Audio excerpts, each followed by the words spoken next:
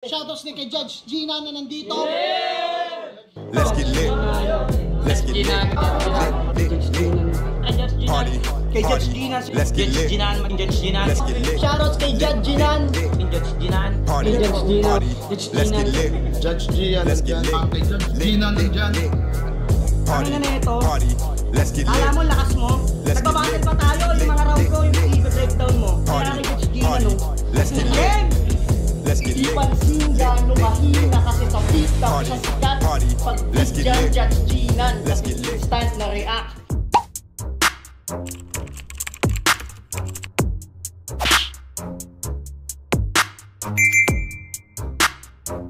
In the yeah, put 'em in the yeah, yeah, yeah.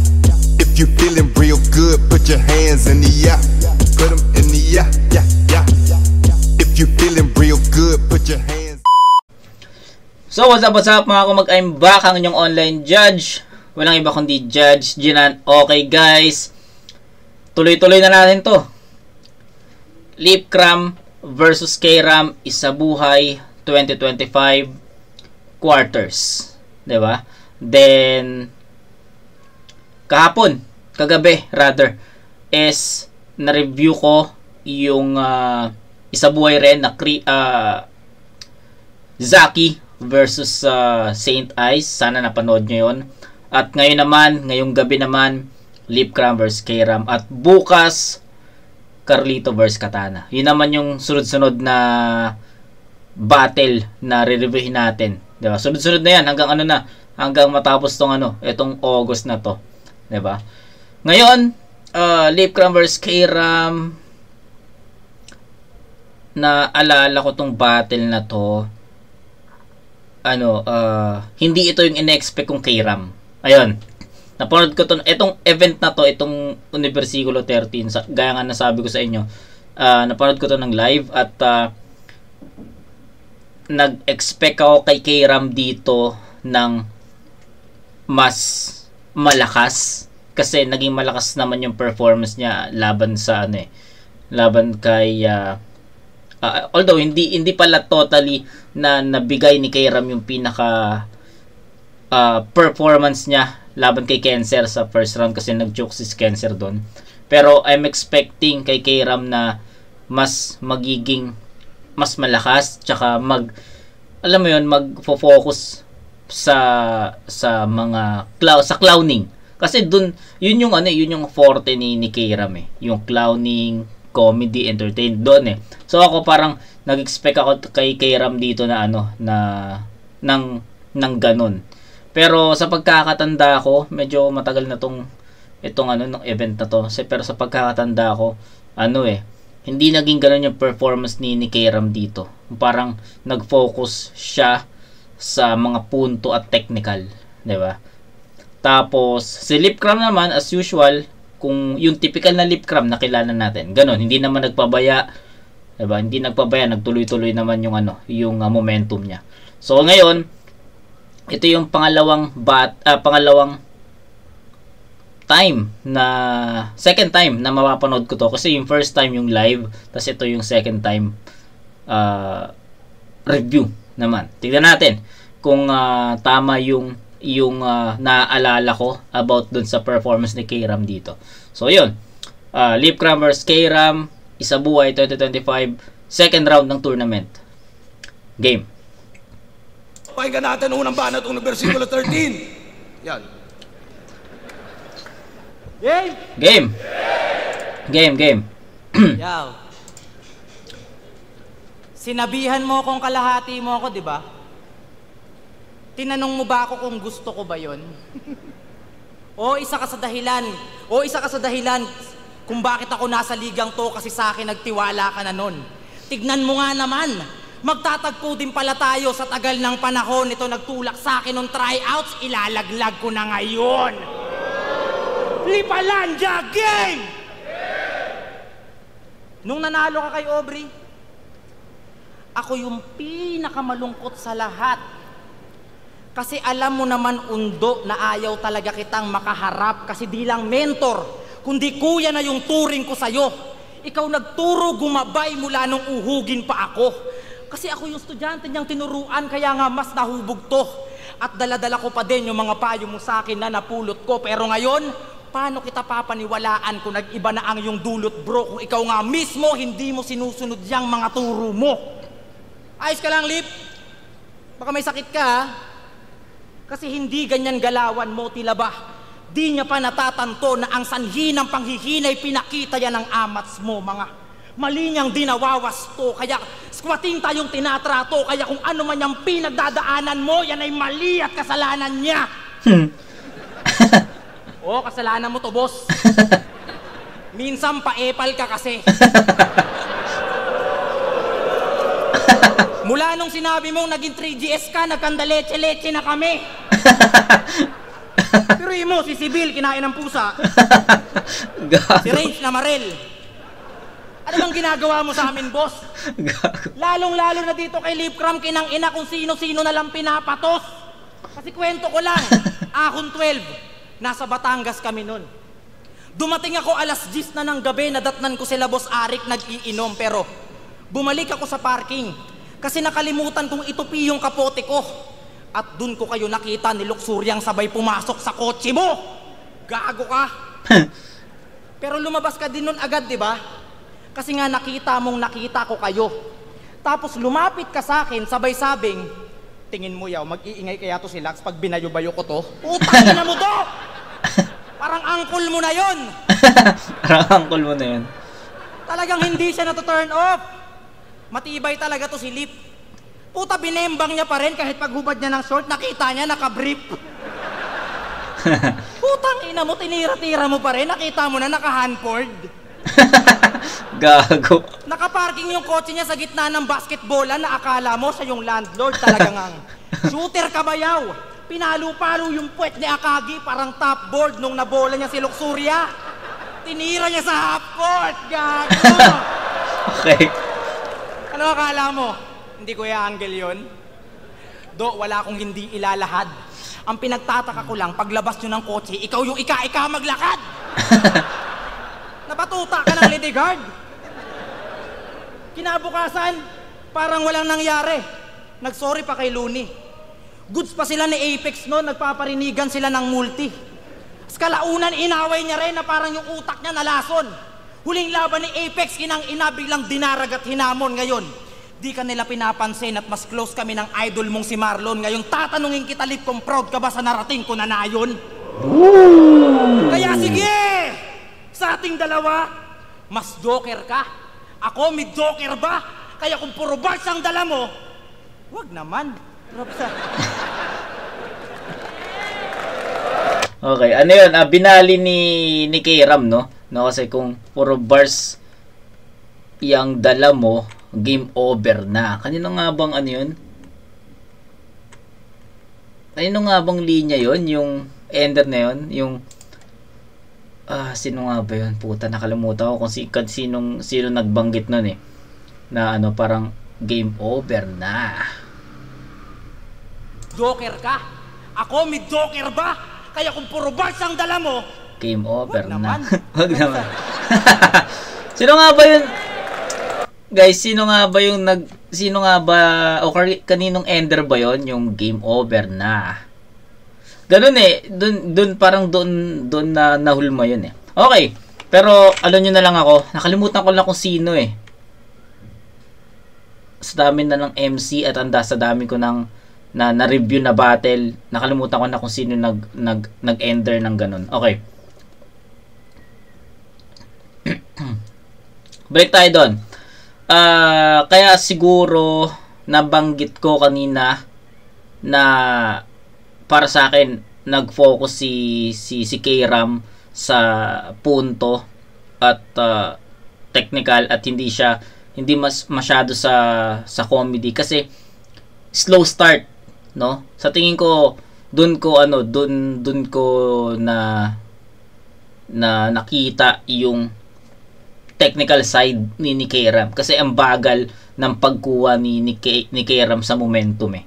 'Di ba? Kasi sa mga battles na review ko kay Kram, umpisa pa lang na kagad yung clowning, yung jokes, yung comedy, nandun agad eh. Pero ang umpisa kasi ni Kram dito more on technical eh. 'Di ba? Parang basta more on technical. Hindi masyadong ganun ka-epektibong mga angulo para kay Lip. Pero simula nung pumasok si Kairam dun sa 3GS ito kagagawan niya, yung tinuro niya si Bossing Arik. Tapos ayun na, nagtuloy-tuloy na yung momentum eh. 'Di ba? Yung simula nung sinabi mong 3GS ka, boss, nagkadaleche-leche kami. Si Sibyl kinain ng pusa, si Range na Marel. 'Di ba yung mga ganun? Tapos ayun, nagtuloy-tuloy na yung momentum ni Kairam hanggang sa pumasok dun sa Luxuria. Basta yung dulo hanggang sa Ender, 'di ba? So para sa akin medyo siguro 1/4 ng round ni Kairam is more on technical and naging mabagal yung pagkuha niya sa momentum. Pero right after that, momentum switches eh, 'di ba? Andun agad yung comedy, 'di ba? Andun na yung clowning, andun na yung mga comedy na punto, comedy na reference, yung kay Luxuria, tinira sa half court, tapos brief handboard, 'di ba? Mga ganon. So, maraming mga quotables si Kairam na comedy dito sa unang round. So, tignan natin kung paano ibabalik ni Kairam yung ganong kalakas na round ni Kairam. So, it's up to Lip Cram, 'di ba? Pero kung ako tatanungin, solidong Kairam 'yan. Game, Lip Cram tayo. Yo! Sinibak ko daw si Luxuria. Imbento yung balita. Sa'yo na nang galing, bumalik ka ng parking. Baka kayo yung nagkita. Tangina neto, pinapasa pa sa akin, pati yung pang-sex niya na trip. Kung hindi kayo nag-sex, ba't mo siya na lamang nakabrief?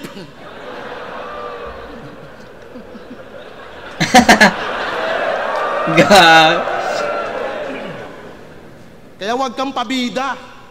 Kung close kayo ni Marlon, proud ako sa narating mo na isla. Okay, ina mo. Game? Game. Ikaw ba si... aso sa comment section?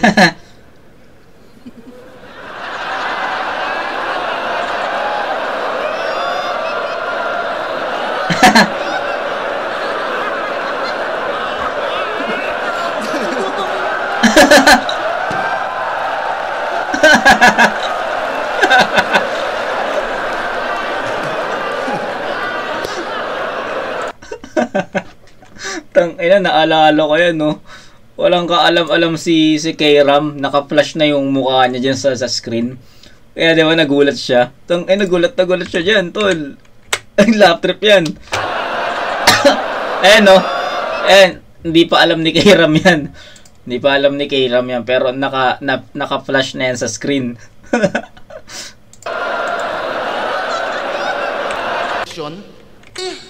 Ang inlupit niyan. Aso sa comment section? Aso sa comment section, gago.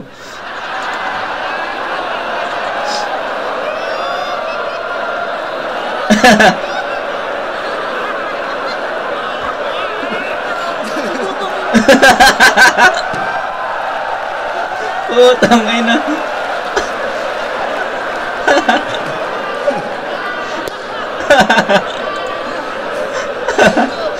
Ang ina, talo na.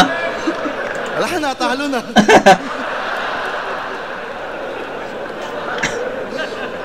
Ang laki mo na, kaibigan. Mukhang alaga ka ni Riam. Formang XB yung datingan, tas ginawa kang Pomeranian. Hindi ka love ng amo mo. Lakas ng tama, kakadubi. Gusto ka yatang ipatsugi.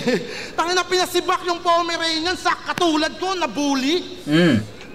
Paano kung yung style tol ng yung idol nila Rukupet ni Arik? Pagka-chuchu, magpahabol, tumakbo ko hanggang sa amin. Kaya focus ka lang sa atin. Meron akong hagis. Eto my ball sa yung eyeball. Kuha mo yon, balik sa akin. Ito ba yung favorite ni Arik? Bakit laging nakashades yung putang inan to? Tang ina, bulag ka ba? Kaya di na ako magtataka kung isang araw ay bigla na lang bigyan ka ng 5. Mukha kang welder na off-duty, ang hiya ka. Ang hirap mo ng kasama. At nawala yung grupo natin sa kakamedyas mo ng mahaba. Mukha kang bagong panganak. Go. Bakit ganun? Yung long sakmoklong, pang sack race na yun. Tapos sinabihan pa si Sixth Street na wag daw gawing pamorma yung mga pang basketball na sapatos. Mga Bisaya, ini-small. Ang tanong ko, bakit tol? Hindi ba yung sinusuot mong Jordan 1, hindi ba yan pang basketball? Kaya nga Jordan eh. Jordan. Medyo gets mo din eh, no? May maebas na lang. Wala kang alam sa sapatos. Kakamedyas mo yan. Ina mo. Ano bang papakita mo? Basketball talent? Magaling ka sa pull-up? Dadanasin mo down-pull ngayong karir niya ay it's over. Behind the back, naging pang front act. Nagme-main event na to, sir. Kada sampa, spitfire. Nag-aapoy parang invoker. Di na to usapang molten. Kahit magaling ka sa crossover, maiikisan ka sa poster.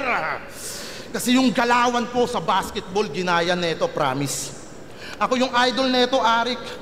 Huling crossover ko, iwan pamilya. Eto naman, iwan si Irish. Alam mo yung pinagkaiba natin? Panayabang mo sa dribbling skills yung porte niya, andun na halos. Unbeatable, parang si Thanos. Tapos pagdating sa relationship, di mo ma-handle ng maayos. Huwag ka kasing bumabalik sa ex. Babaero din akong na-mention. Sabi ko, sundan mo lang yung footstep ko, huwag kang mag-backward violation. Pag sila nag-toast ni Arik, galawan niya pang Reaperman. Kay boss naman, pang Kinder 1. At kaya di mo siya mahabol, sapatos niya ay Timberland. Inang ina mo, talagang mabagal yan, sapatos niya pang astronaut. Tapos magyayabang ka, Coops. Hirap kayang maging uprising, varsity na naka-boots. Kaya wag kayong naniniwala sa mga highlights niya ni Iho. Si Mr. Longbump nga, di sumasablay basta naka-edit na yung video. Kaya kung marami kang na-ankle break sa battle, ako yung bone collector. Ngayon katapat mo ang yung mentor. Kahit anong dribble mo dyan, rumispeto ka sa yung professor. Dahil hinubog lang kita, pinatigas na parang sentor, di naman gagana itong RAM kapag wala kanyang processor. Lakas nun. Ako ang yung naging sandalan para tumibay sa gitna. At nung ligaw pa sa larangan, tinuro gamitin yung tinta. Sa nilakukong kaalaman na ambunan ka ng tinda, kung nasa pasarapan ka man ng ulam, sa akin ang galing yung timpla. Unang nag-repin daw ng lady yung sinisigaw ni Pakshit. Porkit nag-champion lang si GL, sumasawsaw nakikimarket. Proud ka nga ba na bisdak? Ngayon yung rounds mo na isasapit, pakita mong Bisaya ka habang nag-i-Ilonggo accent. Last ng ulan, no? Okay. Medyo na guluhan ako sa tapatan nila sa round 1. Marami akong factor na nakita eh. Tournament to, guys. Flip top is a buhay. So para sa akin, yung hindi naman siya totally choke, 'di ba? Hindi naman siya totally nawala, 'di ba? Pero may mga stutter sisilip, 'di ba? May mga stutter siya, parang may mga inuulit siya na mga alam mo 'yun, na lines para makapasok ulit na maayos. Pero yun nga, minimal lang naman. Minimal siya, pero sa tingin ko naka-apekto ng konting-konti lang. Okay, so balikan natin yon. Doon tayo sa performance doon tayo sa sulat. Highlights para sa akin ang highlights ng sulat ni Lipcram dito is punto. Kalahati comedy, kalahati entertainment, kalahati andun yung andun yung rebuttals, andun yung freestyle, yung rebuttal, freestyle, yung comedy, 'di ba? Andun sa first half, andun lahat. Tapos pagdating ng second half, andun na yung mga punto na nagustuhan ko yung RAM processor, tapos bone collector, professor. Ang ganda nung reference na yon para sa akin. Mabigat yun kasi yun nga 'di ba? Mabigat yun para sa akin kasi sa round 1 ni Kairam, meron siyang ganong angulo na dahil sa'yo nasa flip top ako. Parang ganun 'di ba? Parang sinasabi ni Kairam na utang na loob niya kay Lipcram dahil kung bakit siya nandito sa flip top. Tapos ang nangyari, may ganong angulo rin si Lipcram para kay Kairam. 'Di ba? So para sa akin, ang laking impact noon kasi parang nagmukha siyang rebuttal at mas malaki or mas mabigat yung impact noon, 'di ba? So ano pa? Ano pa ba? Punto, tas yung picture, ang laking ang laking factor noon. Ang laking factor nun kasi nakaka-boost yun ng momentum, 'di ba? Kaso nga lang nung time na yon, nung time na nag-flash ng picture si Lipcram, picture ni Kairam. Andun yung momentum kaso hindi niya nasundan kaagad ng mga malalakas na angulo, na comedy. Walang ganun Kumbaga, nag-flash yung picture about doon tapos yun, nag-switch na ulit. Hindi bumabad si Lipcram sa angulo na yun. 'Di ba? 'Yun, ano pa? I think ayun lang naman yung nakita ko sa round 1. Malinis yung performance ni Kairam. Sabi ko nga 1/4 doon more on technicals. Tapos yung 3/4 ayun na, comedy, clowning, yun na. Tapos kay Lipcram naman ang naging highlights naman dito is yung mga punto, yung bigat ng suntok, 'di ba? So sa tingin ko lang, para sa akin lang, mas matimbang talaga yung bigat ng punchlines bigat ng punto. Yun talaga yung nagmamatter para sa akin sa isang battle, 'di ba? Okay yung performance ni Kairam, andun yung comedy, andun yung entertainment, andun yung mga kahit paano mga punto niya. Pero nung narinig ko kasi yung round 1 ni Lipcram, sa tingin ko mas mabigat yung mga pinupunto niya Tapos sabi ko nga, nagmukha pang rebuttals yun sa isang angulo na ginamit nila both. So, yun. Sa tingin ko, that should answer dito sa decision ko sa round 1. Round 1 ko, Lipcram, 9-8. 9-8 lang muna. Round 2. Kaya may picture ako lugi, puta. Pupunayin mo ba yung magsusot ko ng medyas? Tinan mo yung medyas mo, tatak at di bababas. Round 2 game! Sumali siya ng gangsta sa edad niyang 30 years old. Really? Ngayon mo pa talaga naisipang magpaka-gangsta, sir? Pero dumaan naman daw siya sa tamang proseso, di ba? 30 minutes massacre. Naandun ako nung i-jump to. Mga 5 tao yung magtutulong kaya ako medyo nag-worry. Paglabas na sa jumping area, sabi niya, ang laki pala ng titi ni OG. Putang ina mo, Dok! Wala namang problema sumali sa gang. Di naman sa pagiging haters, Chong. Kaso nung pag-burn sa kanya ni OG, nakita ko, puta, 18 songs. Nahihilo pa siyang umupo nun sa sopa. Kasi nung ginamto, nakadubi pa siya. Napansin ko, laki ng bilog niya sa ganto. Pagtingin ko, buni pala. Putang ina ng sondo mo, weekly siya lumalaki. Ano yan? Habang tumatagal ka sa gang, lalo din siyang kumakate. Kasi nga hindi niya alintana yung mga taong lumipas. Tumandang walang panggastos pero may pambiling robas. Nakipagsabayan sa mga tanod, humantong man sa baranggayan ng walang tigil ng inuman ng lahatan ng mauyan, gago! Ba't ba kasi pag nakakainom ka, nag-iiba yung ugali mo ng sobra? One time nag-inom kami neto, inumaga na kami ng mga tropa. One time nag-inom kami neto, inumaga na kami ng mga tropa. Alas 7 na nun, puta si Undo, lasing na siya at bogsa, maya-maya lang nagmaoy, sinigawan yung nagwawalis na lola. Utang ina mo, lola mo yung do. Nawalan ka na ng respeto. At speaking of respeto, yun ang kulang dito kay Lipcram. Laban niya kay Apex, di siya pumunta kasi mas pinili niya magpalinggam. Ba't kasi hindi ka sumipot? Nabansagang ka tuloy na lip scam. Pero wag na kayong magtaka, Bombay nga eh, sanay talaga yan mang Indian. Pati nga tong laban namin na to, dapat di pupunta yung gago. Papost-post pa siya sa FB na kesyo siya daw ay problemado.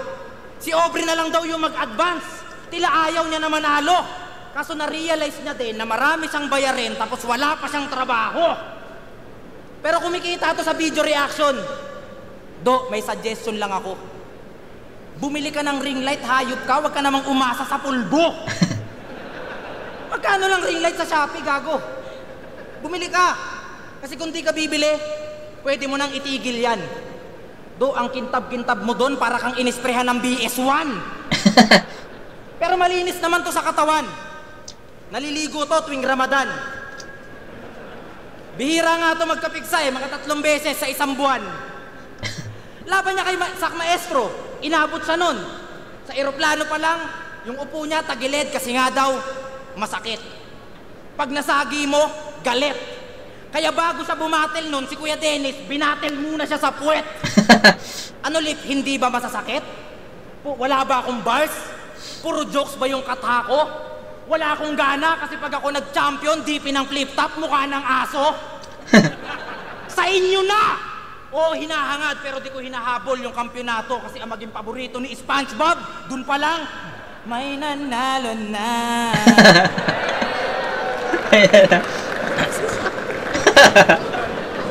Okay. Sa tingin ko, sobrang laking epekto ng paglalabas ng picture, pag-flash ng picture ni K-Ram dyan sa screen. Kasi nakita niyo yung performance ni K-Ram, ang laki ng binaba. 'Di ba? Ang laki ng binaba from round 1, makikita niyo na solido 'yun eh. 'Di ba? Pero pagdating sa round 2, hindi na kumokonekta, hindi na pumupuntos, hindi na lumalanding kay Lipcram. 'Di ba? Ang laking impact nung flash na 'yon. Nawalan siya ng kumpiyansa, 'di ba? So, para sa akin, downfall yung round 2. 'Yon, okay? 'Yun lang. Round 2 ni Lip, pakinggan natin. Yon, 40 years old. Sumali lang ako ng TBS, todo hate ka na bro. Anong 40? Huwag mo nga silang binibilog at binobolat, 38 lang ako. Okay nang ina mo. Ganon magribat yung gangsta. Tanggal lang iyong kulit. Sabi ko 38, di bola, pinaikot, para kang nag-Russian roulette. Alam nyo bang breadwinner na siya? Ano ba sabi ni K-Ram? 40 ba? Di ba 13 sinabi niya? Nakaka-elips, di ba? Tapos biglang nag-imbita, opening daw ng bakery niya. Grabe yung TF, literal na breads. Kaya si Arik nagalit, bes. Alam mo, nang in-check, binigyan mo Spanish bread. Solid dun sa hood nila, talagang putok kanyang pangalan. Nagpa-hype patang ina, palakpakan daw mga kabayan. Okay ng ina mo. Lupit ng event mo, pang masa. At napapansin nyo ba? Reference. Sa kada battle niya, palaging damay si Luxuria. Bawat nililika mong linya sa kanya bumabagsak. Kinantot ni ganto, kinantot ni ganyan, kaya naging pokpok. Ang ganda ng reference ni Lipcram dun sa pangmasa, Spanish bread, putok, kabayan, diba? Tas masa. Tas eto, ayos yung di ko alam kung ano ba to, kung pre-med ba to ni Lip, kasi palaging sinasabi niya may linya siya dito na palagi sa bawat linya mo palagi may damay Luxuria, which is sa round 1 may ganon na nangyari, tapos biglang round 2 ni Lip may ganong ano, may linyang ganito about sa Luxuria angle. So we don't know if that's pre-med or maganda lang yung positioning ni Lipcram sa mga rounds niya, kaya nagmukhang solido yon. Corner si si K-Ram sa pagkakataon na yun. 'Di ba? Ang galing lang. Yung bansag. Gamit na gamit niya si Luxuria kung san-san nilalantad, tas ililink mo sa iba, ikaw nga tong lumalaspag. Gago ka ba? Kakantot ka ng mutant, bibintang mo sa iba? Kaya ipapakita ko yung difference ng sa battle rap legitimate. Mga heavy bars, ine-elevate, mga wordplay na sinisimplicate. Hindi to gay shit na parang ultimate, walang kagaya o nire-replicate. Kapag na-trigger na, ito'y accurate. At nagbabars pa ako, wag kang nagbe-vape. Putang ina mo. Bobo ang puta. Putang ina. Kakadistract ang puta. Ano, magtitricks ka ba? Pasikat ka sa crowd? Kahit anong bilog mo dyan, mas lulutang pa rin yung aking round, gago! Ayun, isa pa yun. Isa pa yun, kasi nagulat ako na ito na biglang, di ba naka-set up naka 4-bar set si naka 4-bar set si Lip Tapos biglang nagsingit siya ng ganon, yung nagbabars pa ako, wag ka nagbe-vape. Magka-rhyme pa din So, hindi natin alam kung freestyle ba yon or sadyang may ganong sulat si Lip Cram about kay K-Ram. Kasi sugal yun Paano kung hindi nagbe-vape si K-Ram nung laban na yan? Paano magiging effective yung linya na yun ni Lip? 'Di ba? May mga ganong thoughts kang may isip na tangina, freestyle? Pre-med? Sulat ba talaga yon? Singit, 'di ba? May ganong thoughts kang may isip sa sa pagkakataon na 'yon. Kasi ako personally nagulat ako niya, kinuha ni Lip Cram yung vape ni K-Ram, tapos after nun nag-spit pa siya ng mga bara, tapos magkaka-rhyme pa rin. 'Di ba? Ang galing lang. Tricks ka ba? Wag kang nagbe-vape. Ni-simplicate. Hindi to gay shit na parang ultimate, walang kagaya o nire-replicate. Kapag na-trigger na, ito'y accurate. At nagbabars pa ako, wag kang nagbe-vape. Putang ina mo. Bobo ang puta. Putang ina. Kakadistract ang puta. Ano, magtitricks ka ba? Pasikat ka sa crowd? Kahit anong bilog mo dyan, mas lulutang pa rin yung aking round, gago! Diba? Lupit lang. Nandidistract pa ang puta, akala niya yata uubra. Ngayong kinuha ko na yung vape, wala na yang ibubuga. Accurate puta. Pag na-trick, puta. Pero tinalo ka daw ni Badang. Isa kang makata na stupid. Tinalo ka ni Badang. Yung kasunod na... Parang adlib no? Parang sadya. Kasi parang sadya yun na para sa akin ano yun, kasama sa sulat ni Lip Cram. Tapos nakakapagtaka lang talaga kung paano niya isisingit yung wag ka magbe-vape kung hindi nagbe-vape si K-Ram dito. 'Di ba? Parang ganon. Tapos feeling ko adlibs na lang yung yung kunwari nag-joke, kunwari nawala, nadidistract. Pero ano pa rin yun, yung kahit anong buga mo, mas lulutang pa rin yung rounds ko. Diba? Parang ano pa rin yun, pasok pa rin yun, sulat pa rin yun sa tingin ko. Pero yun nga, sugal yun Paano kung hindi nagbe-vape si K-Ram? May handa ba si Lip Cram pamalit doon sa 4 bars na yun? Diba? Yun yung tanong Pero ang ganda, ang creative nun para sa akin. Pero tinalo ka daw ni Badang. Isa kang makata na stupid. Tinalo ka ni Badang. Yung kasunod na nun niyaw, lubid. Dinamay pa si Chelsea May, tamod naman isang patak. Insensitibo, palibasa, wala ka pang anak. Kaya kinarma ka agad. Kasi nag-break sila ni Irish, wala na rin yung konting chance. Si Badang nang hawak ng kamay, ikaw nawalan ng ka-holding hands.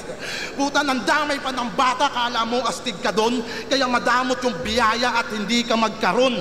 Meron na nakasiping to, bumilang din ilang taon. Anong silbi ng titi mo? Pang ihi-ihi lang, ganon? Kung hindi makabuo, yan na ay karma sa'yo. Wala kang magiging bunso, walang magiging apo. Sayaw na lang sa ubando ang mapapayo sa'yo, kaso papano si Irish inabando na to. Ikaw si Benjamin Button, pinanganak ang menopause. Saklap di baklong, pero di ko sinasabing baog ka. Alam mo na yun. Alam nyo ba yun? Kanta niya yun. Ang tamlay ng iyong talong, Walang baby gang ngayon, panay ka lamang daw baon, pero betlog mo ay parang kinapon. Umay, kahit bigyan mo ng 2 wives, sa battle nakakabuo ka ng 4 bars, pero sa PT di man lang maka 2 lines. Ganda nun.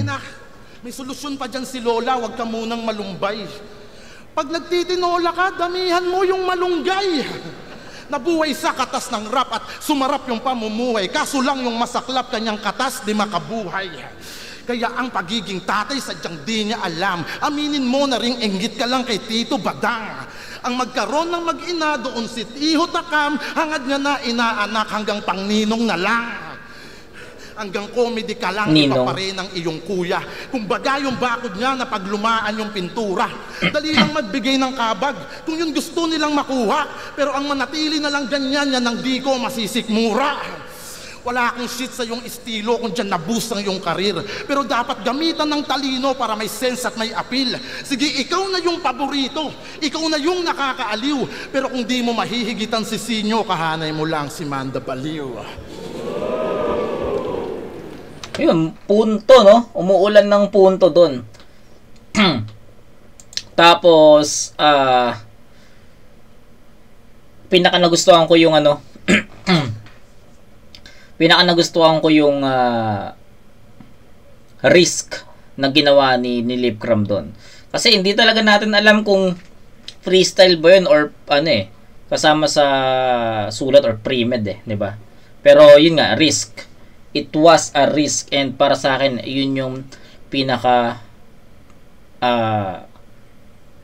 naging alam mo yun, yung nagbaliktad sa momentum, di ba? And ayun, nabanggit ko na kanina, yun yung pinaka, para sa akin, pinaka malupit na ginawa ni Lipcram. And para sa akin yung fake starter, ano na lang yun adlibs na lang yun para kumagat dun sa ano na yun, sa linya na yun. Kasi kung hindi niya i-deliver ng ganun yun, iisipin ng tao na sulat yun, di ba? So ang ginawa ni Lipcram, syempre may konting starter, konting nawala, singit konting nagsingit konti ng ganung performance para hindi halata na sulat.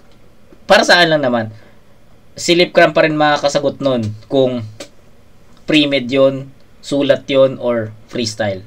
Pero yun, kung paano ko napanood, parang ganun siya. Sana iniintindihan nyo kung paano ko na-explain yung part na yun, di ba? Sa akin, nakuha ni Lipcram to. Malayo kasi, sabi ko nga, round 2 ni Kairam nag-downfall di ba? Hindi na umi-epekto, hindi na tumatama. So, yun. Lipcram, 9-7. Hindi ko kayang bigyan ng 10 puntos si Kairam, si Lipcram, kasi feeling ko may mas malakas na Kairam pa, mas malakas na Lipcram pa 'di ba? Yung pinakitang performance ni Lip dito sa 1 and 2, sa tingin ko mas malakas pa yung ibang mga battles niya 'di ba? Sa tingin ko lang. Tsaka marami siyang dito. Si Lipcram, marami siyang mga not convincing or ineffective na references, na angulo. Pero still, nakukuha pa rin ni Lipcram yung boto ko dahil sa bigat ng punto niya para kay Kairam, kasi rekta di ba? Yun. 1 and 2 Lipcram, 9-8 and 10-7. That's 18 to 15. Round 3. Ang ina mo, sakit nun Gago to. Uy, saan punta? Round 3 game.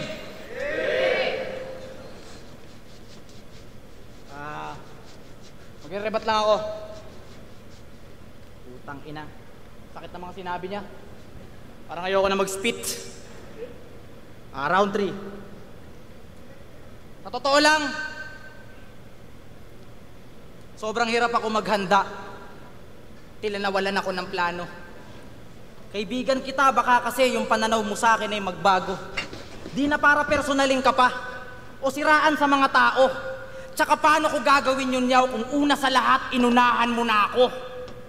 Kitang-kita sa SOCMED, na sinisira mo yung sarili mo, yun ang hindi mo napansin. Tumatanda ka na sa liga, nagpapakatitong malambing, tapos yung titulo ng isa buhay, gusto niya pang maangkin, pues gagawin kitang Charles Barning, magre-retirong walang ring. Minsan niya na ding hinambing yung sarili niya kay Jordan, magiging Lebron, tapos Shaq, maya-maya magiging Rodman. Sige, ikaw na greatest of all time, wala naman na doon ko kontra. Si Boss Arik nga, support siya. Tsaka nung laban yun ni Sayad, pinamuka niya na nag-GOAT ka. Ewan ko ba sa'yo, Undo, kung ba't ginawa mo yung ganong katangahan? Engot ka kasi, si Sayad kalaban mo noon, hindi si Yang Wan. Puta, nahuli sa sarili niyang patibong, tila napatid siya dun sa linya. Pero kung hindi nag-choke si Sayad, malamang dun ay nagapi ka. Galawan mo, lip, mahapdi na. Oo, masyado kang pabida. Naghahanap ka ng mali, yung mga mali mo, di mo ma-figure out. Yan ang hirap sa'yo, Yaw. Idol pa naman kita at pinagmamalaki kita ng todo. Isa ka sa mga tinitingala kong mahusay na posibleng magkaroon ng trono. Dati, gusto kong maging ikaw, maging mabangis na parang lobo. Pero nung sinundan ko yung yapak mo, puta, napunta ako sa sogo. Kasi babaero to si Undo. Ay, hindi. Huwag yung topic na yan. Baka mamaya manggulpi na to. Aanguluhan sana kita sa pambababae mo, Yaw, kaso nga lang, ganon din ako. Oo, pareho kami nito, may panic attack. Pero alam nyo, pinagkaiba namin. Ako gusto ko, kaidaran ko lang, eto palag-palag kahit tsahin. Wala kang takas kahit bata. Si Aubrey nga ang kanyang sinibak, inagawa niya ring matopoy. Nung una, tropa-tropa lang, natila turing niya ay homeboy. Kaso si Gago sobrang libog, di mapakali kanyang pototoy. Dahil sa ginawa mo dun kay Aubrey, ayun bumalik sa pagka-joy-joy. Tang ina mo, Yaw, minor de edad pa yun. Buti hindi ka dinimanda. May content pa to na pati si Marichu, puta ginawa niyang rolling panda. Utang inang to, walang bra yung tao, pinatambling na tinitan. Gago. Kitang-kita sa video na walang bra, ilang beses ko yung binalikan. 1 minute and 15 seconds. Gago ka, Kairam. Panoorin nyo muna sandali. Gago ka, 2 oras ko yung pinanood, di ako pwede magkamali. Tangina yun, no? Angas ng bilog nyo. Napaka-solid ng samahan. Tanginan to mag-content ang puta, magpasikat sa arawan.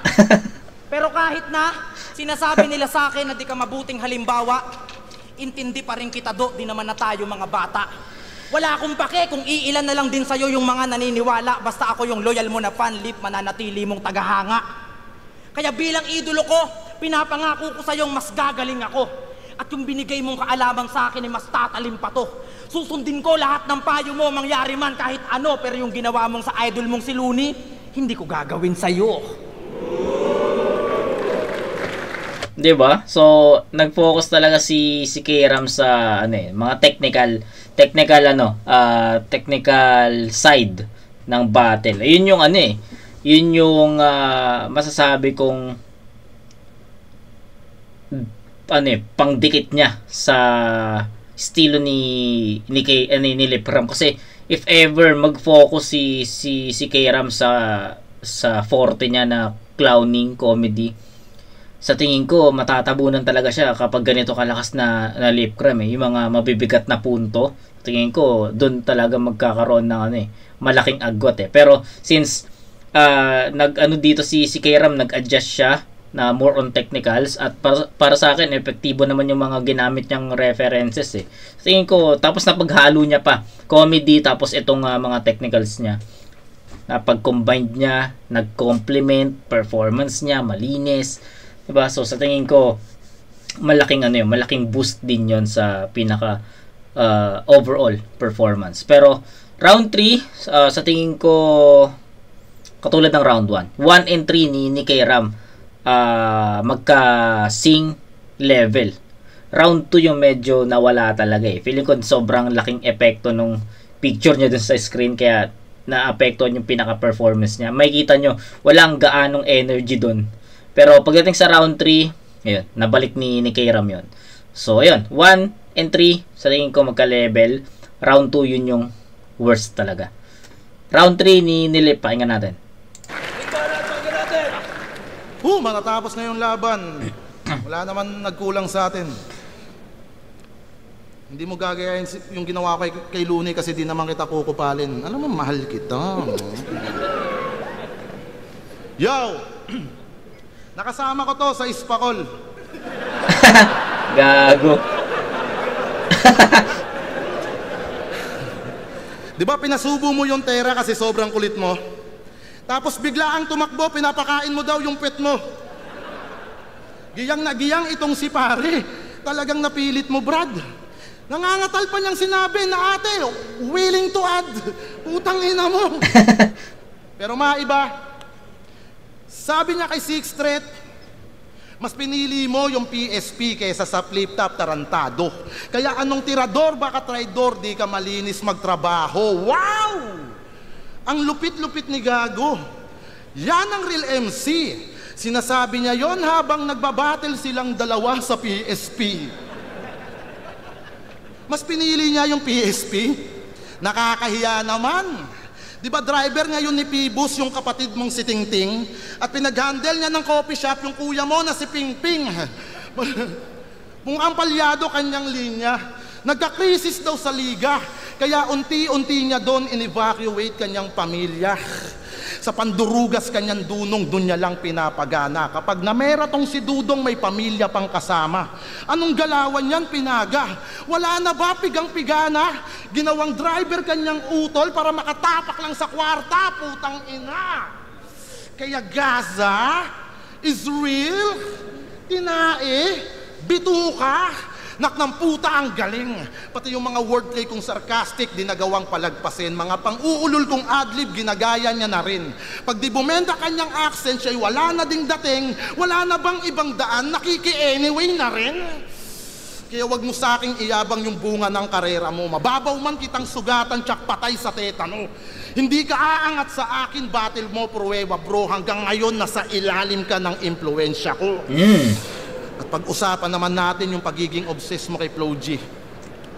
Mapamusic at pormahan, ginagaya ni Papi. Naging routine niya araw-araw, bantayan lang si Archie. Bantayan lang si Archie. Kada ganap, laging ganon, nakasunod siya palagi. Paglipas ng ilang taon, ayun, kinulab niya si Manggi. Di ba kaaway mo si Manggi? Anyari. Kasi bata ka niya dati. Ngayon may kanta si Flo G kung saan andoon si Manggi, tapos di ka kasali. Ang sakit-sakit nun body, may kurot at dalamhati pag sa isip mo sumagi. Puta, galing ka ng FT, ginagaya mo yung outfit, tapos yung kapit si Manggi? O nasa na yung promises na kayo ay magkukulabo, magmumusik din sa scene? Ikaw naiwan na obsessed at yung tuwid niya na pangako na gawang baluktutin. Tapos ngayon, dikit kay Mot, naging alalay na masugid, mga racket niya dumami, tama yung naisip niyan. Kasi kay Mot siya nagka-movement at doon naman kay Archie, nanatili kang stan. Lahat utang mo kay Tomas. Kaya wag kang napapanatag kung saan ka nakatapak. At alam nitong ungas na pag sinabi mo na Mot, na-attract yan sa liwanag. Kung may tanong man kayo, boss, kung ba't kay Tom siya sumunod, tignan na lang natin yung bright side. Napakasimple ng sagot kasi kung nasaan yung Mot, sadyang nandun din yung spotlight. Tangina. Maraming nagpatak-patak para lamang sa gagong yan. Kung kailan ka sumilong sa amin, dun ka pa naambunan. Ako nagturo ng daan para wala ka ng problema. Timpinsan sa gasolinang di mabibili ng pera. Ngayong gamay na yung eksena at buo na mga pyesa, ginamit na yung Motolite para tumakbo yung karera. Tapos ngayon nag-aangas yung dati lang na avid fan. Lahat na yung sinelebrate, Gago, tagumpay natin yan. Magaling ka daw sa music, eh di pare ayos yan. Mag-focus ka na lang sa tracks, ako nang bahala dun sa van. Marupok pa buto mo, hindi ka pa pwede pangbungad. Masakit ang totoo, wala na dyang makakalunas. Sa napiling anggulo, wala nang sisilayang bukas. Pag silip kalaban mo, bingot pa rin mama ni Aubrey.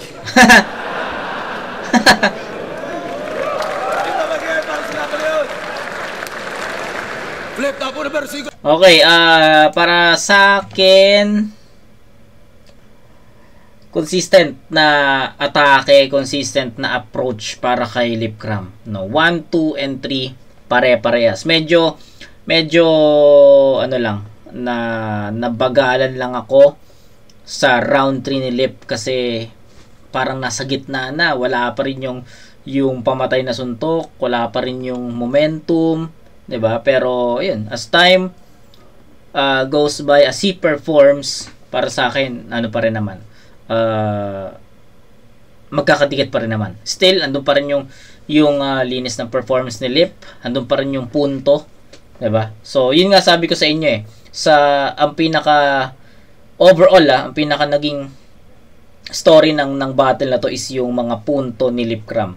Hindi yung comedy kasi 'di ba, may mga times na napapanood natin si Lip Cram na ang pinaka highlight ng performance niya is more on comedy. Pero this time, since it is tournament, ito yung isa sa mga mahalaga talaga, maging heavy puncher.